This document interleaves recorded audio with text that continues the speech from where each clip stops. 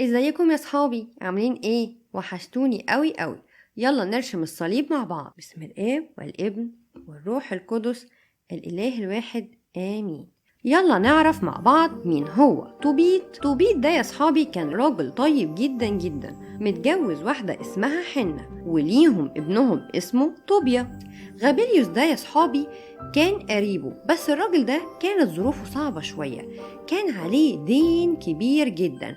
طبعا انتوا عارفين ايه الدين ده هو ان عليه فلوس ومش قادر يدفعها ولا يسددها.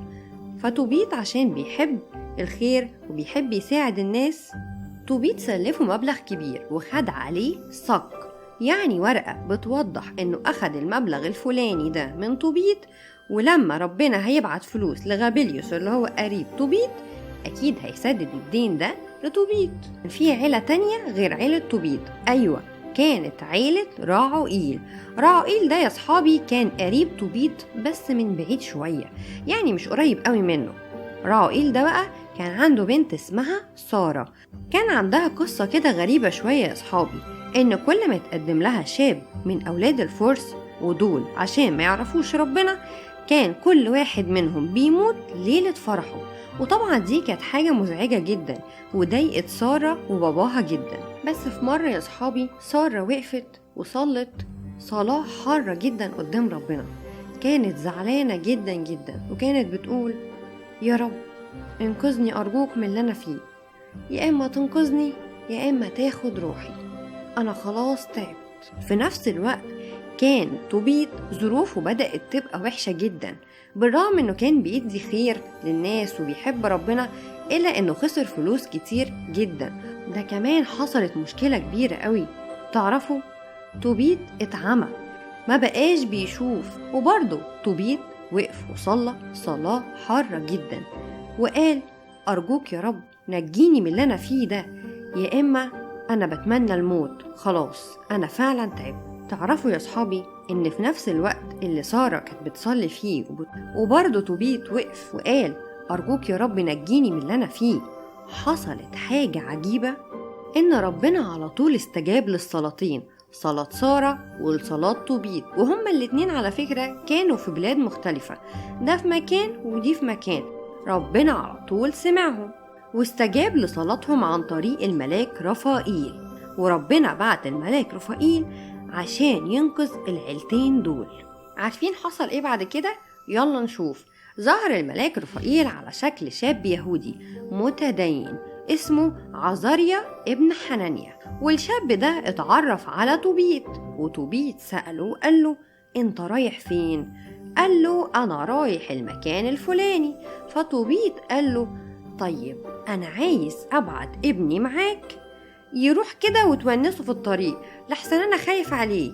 قال له: ماشي. قال له: اصل هو رايح لحد من قرايبنا يصرف لنا فلوس، وانا محتاج الفلوس دي ضروري، وهو لسه صغير والمشوار كبير عليه، فممكن بس تروح كده معاه ولما ترجع ليك المكافأة. قال له: خلاص تمام، انا كده كده مسافر وهكون مع ابنك، ما تقلقش. وفضل توبيت يا صحابي يوصي طوبيا انه لو رجع وملقاش باباه يبقى يدفنه، وفضل يوصيه كتير قوي قوي. بس توبيت كان يائس شوية وزعلان من اللي حصل له ومن ظروفه، وكمان ابنه مسافر وخايف عليه. بس اللي حصل لما توبيت سافر مع الملاك، وهما في السكة وقفوا عند البحر ومسكوا سمكة كبيرة، والملاك رفائيل قال له: طلع كبد السمكة دي ومرارتها وقلبها واحتفظ بيهم، هنحتاجهم بعد كده. وفي السكة وصلوا خلاص لبيت راعوئيل اللي هو بابا سارة اللي عندها المشكلة، فاكرين؟ وتعرفوا على بعض، وراعوئيل أكرم طوبيا، ولما عرف كمان إنه ابن توبيت قريبه فرح خالص خالص.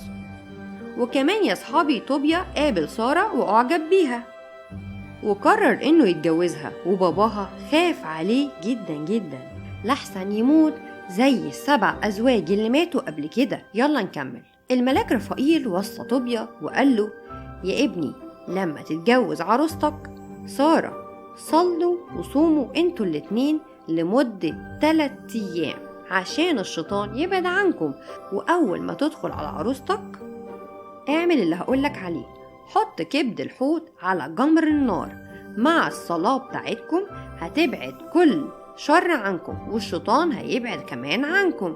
وفعلا يا صحابي عاش وما حصلوش اي حاجة. وكمان راعوئيل بقى فرحان جدا وقرر يدي نص املاكه يديها لسارة ولطوبيا. وفضل راعوئيل يقول لطوبيا خليك قاعد معانا.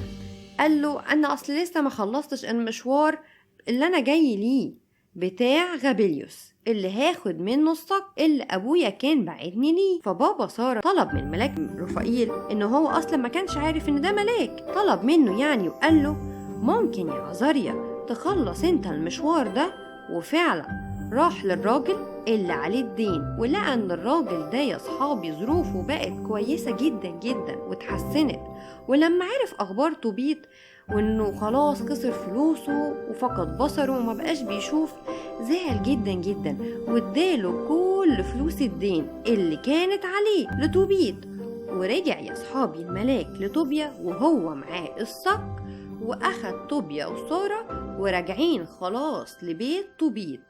وفعلا يا صحابي طوبيا رجع، وكانت الفرحة كبيرة جدا جدا لانه رجع لباباه ومامته وهو متجوز سارة ومعاه الصك وكمان نص ممتلكات راعوئيل.